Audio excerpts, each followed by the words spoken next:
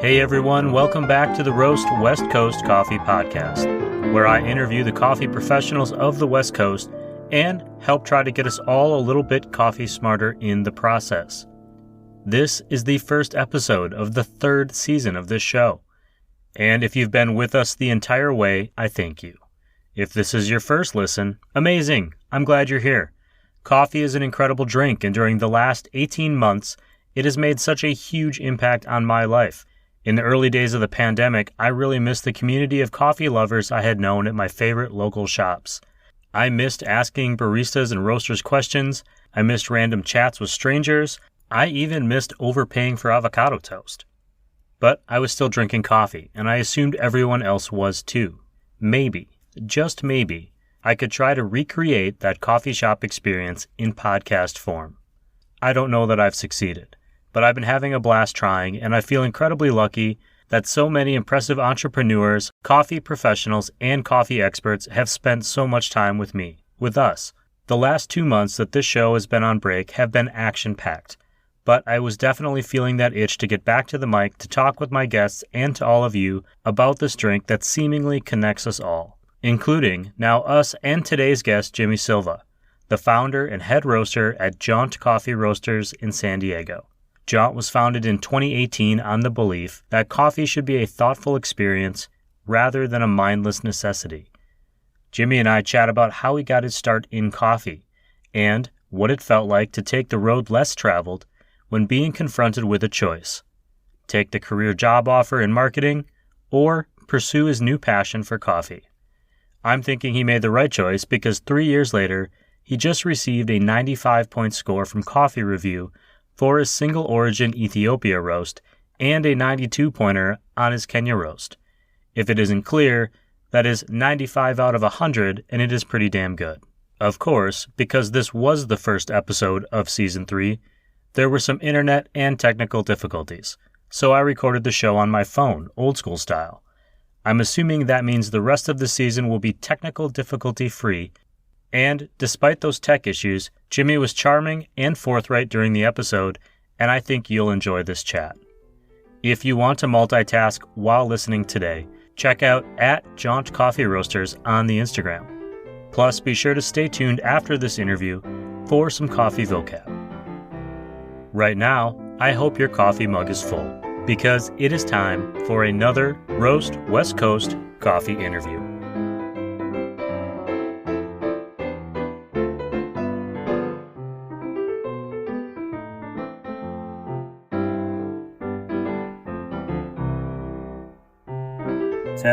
Testing. All right. That is working. It's not perfect, but it works. What I learned early on was that people care less about the quality. Quality is important, but they care less about the quality of the audio than the quality of the conversation. This is the very first episode I'm recording for Season 3, so naturally, technical difficulties. Of course. I haven't done any recording or anything in about 2 months, so I was a little out of it this morning. But I appreciate you being here. If you could, just introduce yourself, name and where you work and what your company is. Yeah, so my name is Jimmy Silva. I own Jaunt Coffee Roasters out in Miramar, Mira Mesa area. Awesome. But I wanted to learn more about you, Jimmy. Kind of what your first experience with coffee was and what it was that made you think that, this is kind of interesting. I'm into this. Yeah, so my first experience with coffee was really back in 2014 when my wife actually opened up the coffee cart called Morning Bird Coffee.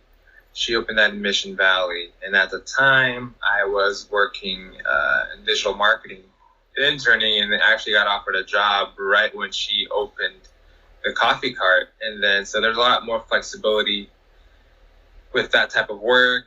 I can get it done whenever, at home or go to the office, but it was, I had a lot of flexibility. So I offered to help her out during the mornings to deal with the morning rush because she was there by herself.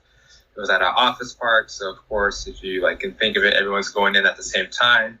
Everyone takes breaks. in the morning at the same time. So like big crowds are coming. She's trying to handle all that by herself. So I told her like, well, I can come in and try to like at least work the register and ring people up.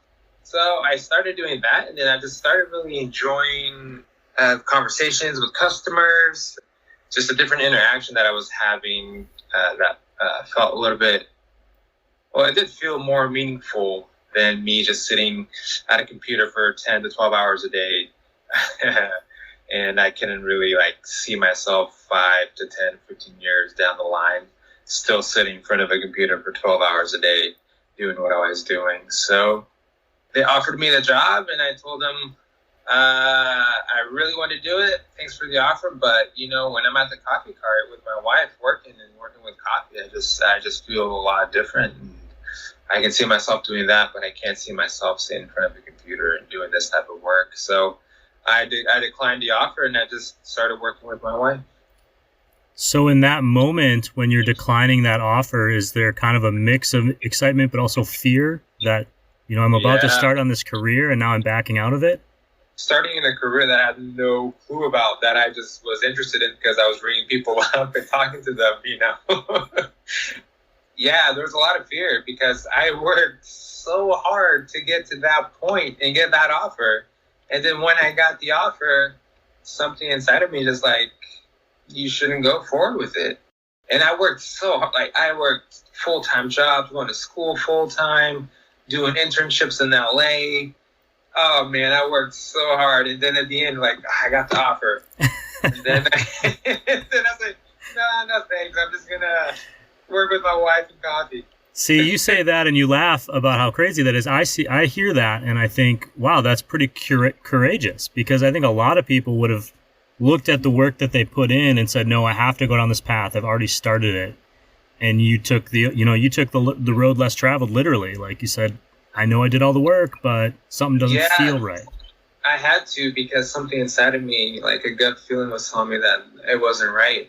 So I had to go with that gut feeling. I couldn't just like, oh, you're going to do this because the status quo tells you to do this. You know, you're going to do your 9 to 5 and get paid well and blah, blah, blah. It's like, I don't know. I don't want to like be 65 years old and look back on my life as like, oh, awesome. That's what you did. Yeah. You know? So I kind of have regrets. So at that moment, I just felt like the right thing to do. And that's what I did. Yeah. So I don't mean to ask you to speak for her, but why did that cart come about, Morning Bird Coffee, in the first place? It came about because my wife worked at a little coffee stand in Pacific Beach, because that's where we lived, called Cafe Veloce. And one of their customers was a property manager at an office building in Mission Valley. And she told Lacey that their coffee operator had stopped, and if she wanted the opportunity to maybe start her own coffee cart business. So Lacey was very reluctant, and I kind of pushed her to do it. And yeah, and that's how it started, because if someone that drove by or drove up is like, hey, I got this space, do you want to go for it and try it with your own business? And she went for it, and then I helped her, and that's how that came about. There's a lot of right time, right place, just in general, I think, in life. You know, if I hadn't met this person or had this experience, where would I be now? Yeah, and that's why I tell people a lot that college education is great. Getting your education, no matter what it is fantastic. But if you have the skill of networking and creating relationships, if you're not going to school to be a doctor or a lawyer or a biochemist or whatever it may be, just take your time and see where you're at in life and really network and get out there and connect with people, or try to at least, because that will open more doors for you than anything else. I've talked about on this show before about kind of my scattered employment past, and a lot of that comes from living in a lot of different places. I have a brother who did all of his networking and all of his school and everything all in the same place. And so in that community, he knows everybody. You know, he's the guy, right? He's in real estate now, and he knows everyone. And I, on the other hand, you know, started traveling around and doing a bunch of different things. And while I don't necessarily have any one community on lock, I feel like I could kind of show up in any city in the country and know somebody who knows somebody who could get me going. And so it's really just two different paths at kind of the same concept. And you traveled quite a bit too. I was kind of reading a little bit about you. Traveled through Europe and Peru and Mexico and Colombia. Yeah. Kind of at the beginning of your coffee career. How did that kind of traveling, how did that change your relationship with coffee? I think that was what made my relationship with coffee, because we went to Peru in 2016, I believe, in the spring. And that year, we just wanted to go somewhere for a little getaway or vacation, whatnot. And then I found this coffee program right outside of Cusco, where you stay in this, her name is Tatiana, you stay at her house, and she had a coffee farm and a cacao farm, and she was doing things with the women in the village and doing co-ops and associations. So we stayed in Cusco for a little bit, and then we took a train and went and stayed with her at her house by a river in Cusco. Forgot the name of it. I think it's Calamayo.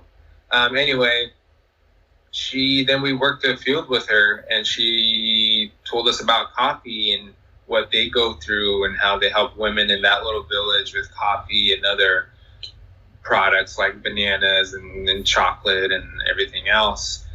So that's really what ignited my relationship with coffee, by truly understanding how hard and how difficult that most of these people that no one talks about, which are the farmers, and even more so the pickers. No one speaks about pickers. They just talk about the coffee farmers, what they're doing, but the people that do the truly hard work, I got to see what they go through and how hard it is and how much they make and their lifestyle. And it was humbling. And I got to learn a lot about what they go through. And it's a sad reality for most. So yeah, that's what ignited my relationship with coffee.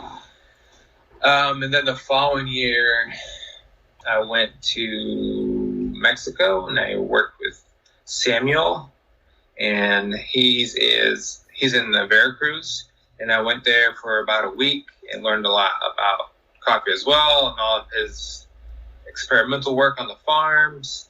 And that really got me interested into how intricate coffee can be and what like people like Samuel at the farm level are doing to bring out great flavors in coffee. And then 2018, at the end of the year, December, we went to Colombia, and I met other people in coffee, and they told me about the reality of coffee. And that's when I was really awakened to what happens in the picker's life and how they're treated and things that aren't spoken about in the coffee world and that nobody's Instagramming about. Yeah, it was a hard truth to understand.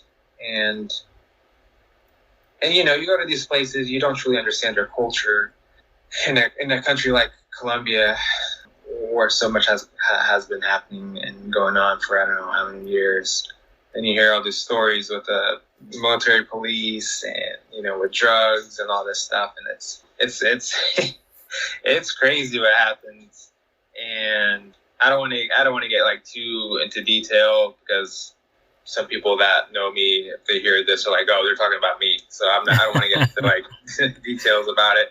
But yeah, there's crazy stuff that happens at ports. People are there holding up your coffee, not letting coffee get on the boats. There's you know there's a lot of stuff that happens that people just don't realize. But all of that is what like made my relationship with coffee what it is today. And I honestly can't see myself doing anything else. Yeah, and that's when I went back home to Portugal, because that's where I'm from, and I went to like different places in Europe and went to different coffee roasters and spoke to a few and really learned about coffee and how they're doing things in Germany and in Denmark and the Czech Republic and all that. So yeah, that's also where the name Jaunt Coffee Roasters comes from, because all these trips that I did felt like trips of pleasure or trips for like adventure, but were trips of pleasure for coffee. So Jaunt means taking a trip for pleasure. And that's why the name came about, Jaunt Coffee Roasters, because of all the trips I did. You mentioned that you don't feel like people are talking about kind of like that experience of being a picker or like the day laborer type of person on a farm. And I was in my head, I was thinking like, I feel like I see thousands of photos a day of like Instagram influencers on farms. And it's like no farm I have ever seen. Like, feels like those farms were created in a lab somewhere for that photograph. But that's not reality. That's not real life. Like, I did not grow up a farm kid, but I come from a farm family, and my summer breaks, I'd always get to spend 2 weeks working on the farm. And my parents' goal was, I think, just to get away from me for 2 weeks, but also so I knew how much harder my life could be. You know, we'd pick rocks in the fields, and we would do all that little grunt work that we do. And even that was probably relatively easy compared to what you're talking about here with some of these farmers.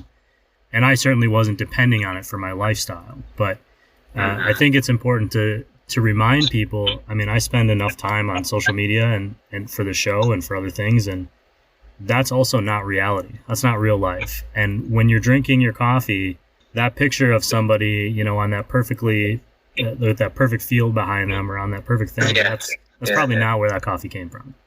No, and you know, people smiling next to trees and with, you know, it's like, but like, what are you going to show? What are you going to, as a brand or a company, like, what are you going to show? You're going to show like the reality of things that like people don't talk about.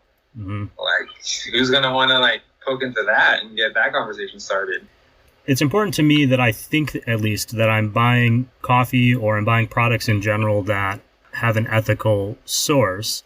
But I think as a consumer, I place a lot of that expectation on the business owners. You know, if you say I'm ethically sourcing, I have to decide if I'm inclined to trust you or not.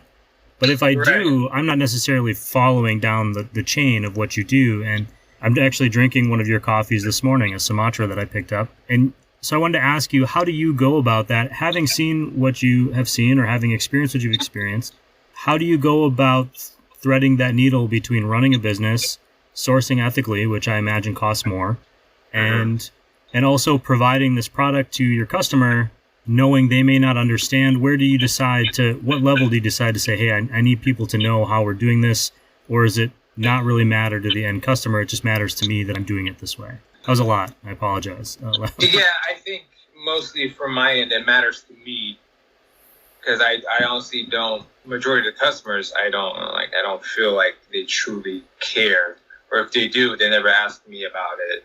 People ask me where I source my coffee. Well, I much like you are willing to trust me that I'm ethically sourcing coffee, I too am trusting importers or other companies that they too are sourcing ethically. So you got to do your research and you got to talk to them to know where that coffee is coming from. Because when I went to Peru, I spoke to one farmer and he said the co-op agreed to buy my coffee at this certain price. They came, they got the coffee, and then they just give me way below what they told me. And he's like, what am I supposed to do? So he just accepted the money that they offered, which was not what they told him up front. So then people start thinking, oh, this coffee's from a co-op, or this and that. It's like, you don't know if that co-op is actually really helping these farmers out as well. So it starts from origin, and it depends where you go. Things, I'm sure, and I've seen that are different in like Peru or Colombia or anywhere else. It just depends on who's in charge. But yeah, when I source, like in Colombia, I have someone that I source from, this middle person, but I know that he's at the farm level and he's working directly with these farmers. Same thing when I was getting coffee from Samuel, or you work with local importers that have that type of relationship, or even importers aren't local, but they're here from California, and you know that they've been out there in the field and they have relationships and they actually are doing things at the farm level to help not only the farmer but help the thousands of small farm holders that exist around the areas where the coffee is grown, because it's not just one farmer. It could be like 1,500, so that kind of leads me to a note that I made to myself just about fair trade and like organic and those kind of certifications and the value of those, which they do have value because I think they make people think about what they're buying. But there's also this other the other part of it, which is those are expensive. Yeah, they are more expensive, and anything that's certified. I can't speak to that because I know other people have a lot more knowledge than I do about organic certification and fair trade and all that. I can just speak about my experiences, but I know that getting coffee certified costs a lot of money for these farmers and whatnot, and through the coffee chain, all those expenses get passed on. Yeah, and reality is these farmers they can't afford these certifications, organic certifications. But at the same time, there's I met so many of them. They're like, we can't even afford the stuff to put in the dirt to not make it organic. Yeah, like it's as organic as it's going to be. We can't afford it anyway, even if we did want to buy it. That's actually, you're a marketing guy. That should be a marketing campaign. It's organic because we can't afford the fertilizer. Exactly. We're good to go. Exactly. we buy a farm box, and I think when I started going down a path of learning more about my consumption, those titles were more important to me than they are now. The farm that we buy our farm box from now doesn't have organic certification or anything, but I've actually talked to the farmer at the farmer's market, and we've kind of gone back and forth enough times that I trust him when he says, I do it that way, and this is why I don't have that certification. But again, there's that kind of human trust, which I think after the last year and a half, we've all had kind of moments of doubt in how much we trust, everyone. There seems to be a collective trust. Yeah. We love to label. We love to label things. We label people. We judge people by their work label. So, of course, we're going to judge packages and coffee and companies by what labels they show, not truly knowing what's behind all that, you know? And that happens at a human level. So imagine at a product level, how people are going to use that to make certain judgments. Yeah, I don't really, on my coffee, I don't say it's organic, nor do I try to play that card that it's organic. But if someone's to ask me, I'll happily have that conversation. Yeah. At the right time. So you opened Jaunt Coffee Roasters, and you opened at the Makers Mart where you are now? Yeah, Marilani Makers District. I opened there, I think it was 2016, at the end of 2016, that we got that space with the roaster. I was just lucky, honestly, to stumble upon a warehouse space that had a coffee roaster installed. So yeah, when the opportunity came, I was like, I guess this is meant to be. Yeah. So when I was there, or when I opened, there weren't that many businesses open there yet, but it's taken a life of its own, and a lot more businesses have opened it, and also it's more retail now instead of just manufacturing or like industrial looking, or people just brewing beer. They also serve the beer there. Mm-hmm. We don't just roast coffee; we also serve coffee there. So there's a lot. There's sake, there's wine, there's even a sushi place there. There's ginger beer. There's an ice cream place. I think there's a ube place now in the back of the building. Well, and I was there relatively early in the day, and I mean, it was out of the way, like, to get there. I mean, I had to I had to go off the main road. It wasn't like easy to see, like, even driving up to the building, you're kind of tucked back. And when I walked back there, I was kind of surprised at how many people were sitting outside, having a coffee, working on their computer. And it was clear that there was a community of people there. For the last year and a half, we've been in COVID. How has that impacted what you guys are doing there? I mean, that's a pretty big percentage of the time your business has been open, almost 20% the last year and a half. Yeah. Our business actually took off when COVID happened. Really? Yeah, because we stayed open. And I think we're one of the few that actually decided to stay open. But business did drop a little bit in the beginning. And it was only me and Christian working. At that time, I decided to quadruple down on marketing and branding because I knew people were stuck at home. And what's one thing that they could do to make themselves feel normal? Go out and get a coffee at least.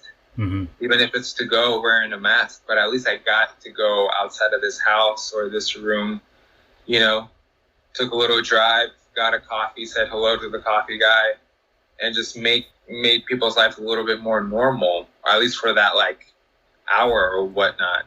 So yeah, we heavily invested in marketing, and things really took off with the Mira Mesa community here. Did you notice a change in how people were purchasing their coffee as far as like just getting a cup of coffee to go? Was there more people buying, people more investing in coffee at home? I know that was something I did for sure. I went from one brewer to like 4 different types while I was trying to entertain myself and, learn more things. Yeah, and also online orders jumped a lot.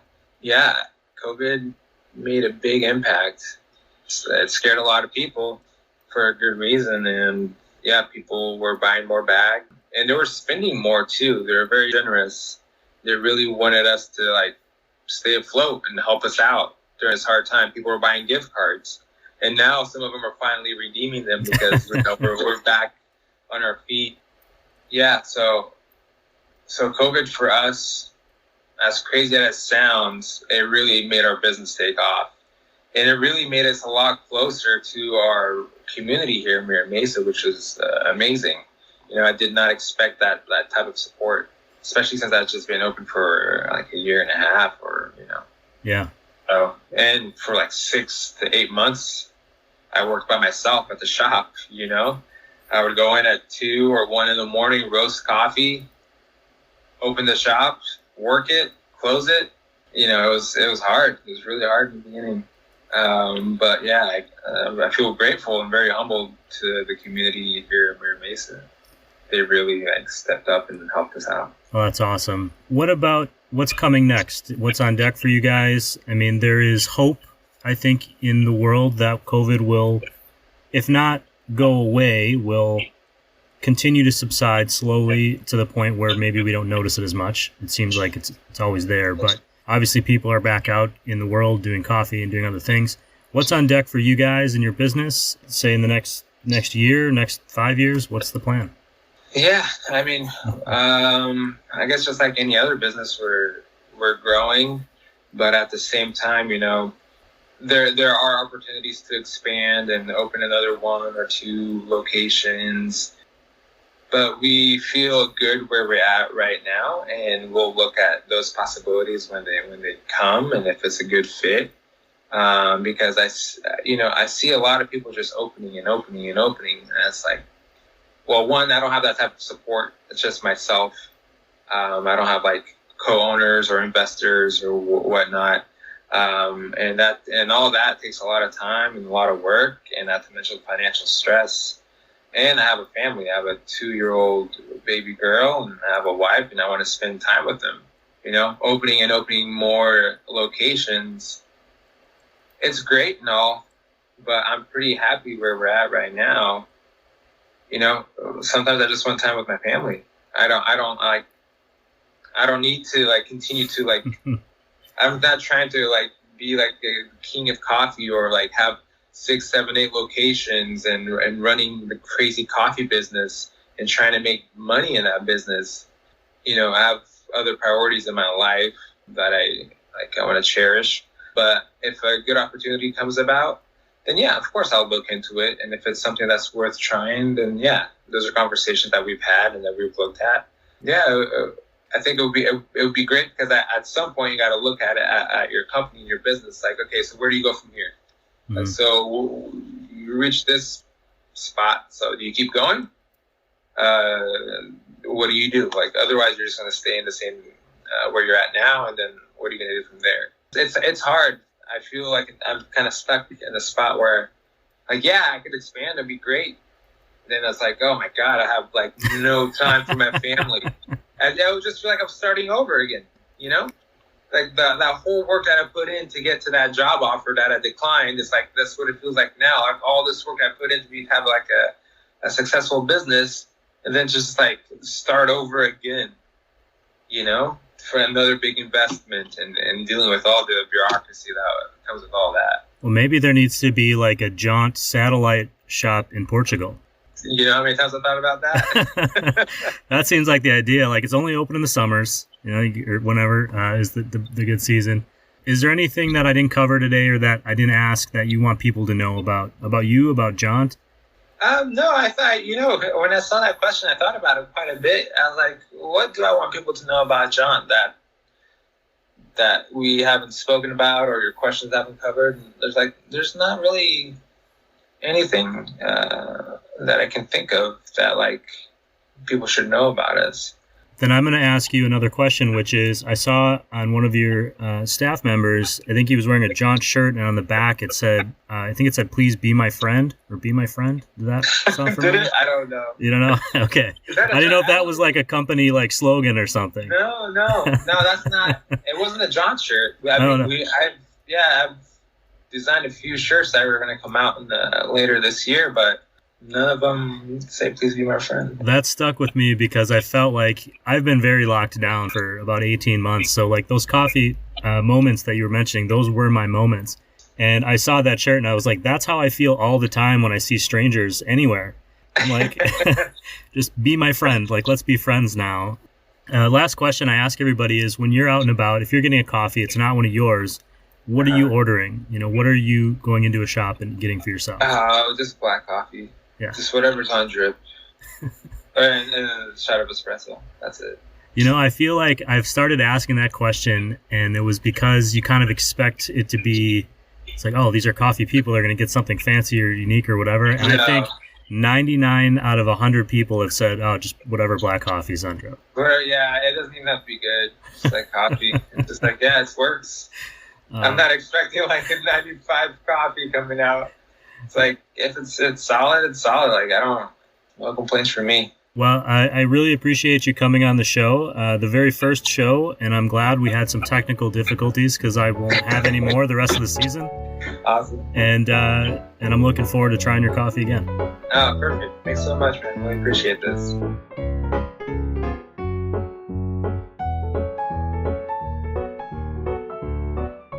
A big thank you to Jimmy for joining me on the show today.